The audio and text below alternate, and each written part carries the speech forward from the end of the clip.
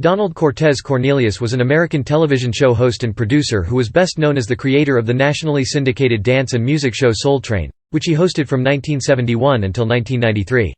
Cornelius sold the show to MadVision Entertainment in 2008.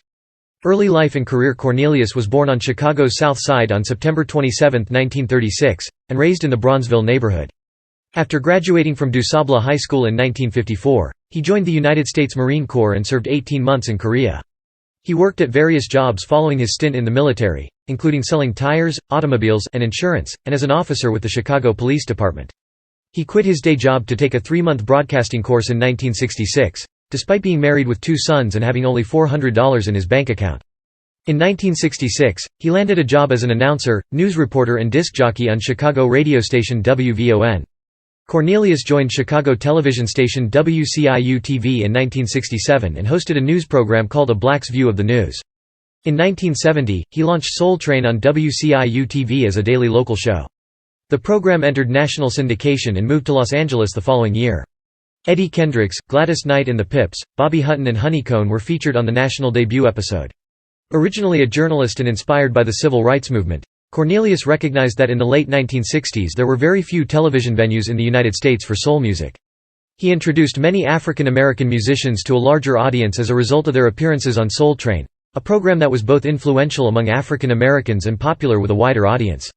As writer, producer, and host of Soul Train, Cornelius was instrumental in offering wider exposure to black musicians such as James Brown, Aretha Franklin, Marvin Gaye, and Michael Jackson, as well as creating opportunities for talented dancers, setting a precedent for popular television dance programs. Cornelius said, "We had a show that kids gravitated to," and Spike Lee described the program as an urban music time capsule. With the creation of Soul Train, Cornelius was at the helm of a program that showed African Americans in a new light, creating a Black is Beautiful campaign. Prior to Soul Train, African Americans were only occasionally performing on TV, mostly as guests on white-centered programs. Soul Train showcased African American culture, and brought African American musicians and dancers to television. This show's appeal to white audiences steadily grew and eventually earned a huge following. Besides his smooth and deep voice and his afro, Cornelius was best known for the catchphrase that he used to close the show, "And you can bet your last money, it's all gonna be a stone gas, honey." I'm Don Cornelius, and as always in parting, we wish you love, peace and soul.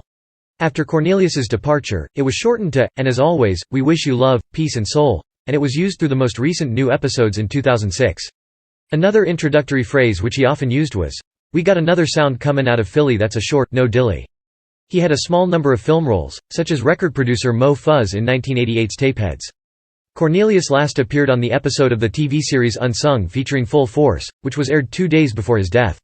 Arrest on October 17, 2008. Cornelius was arrested at his Los Angeles home on Mulholland Drive on a felony domestic violence charge. He was released on bail. Cornelius appeared in court on November 14, 2008, and was charged with spousal abuse and dissuading a witness from filing a police report.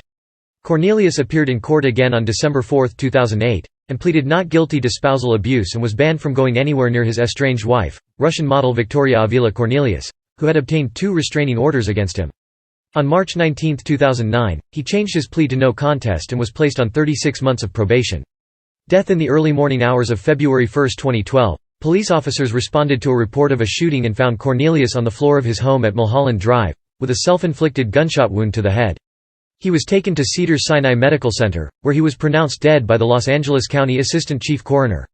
According to former Soul Train host Shamar Moore, Cornelius may have been suffering from the early onset of dementia or Alzheimer's disease, and his health had been in decline.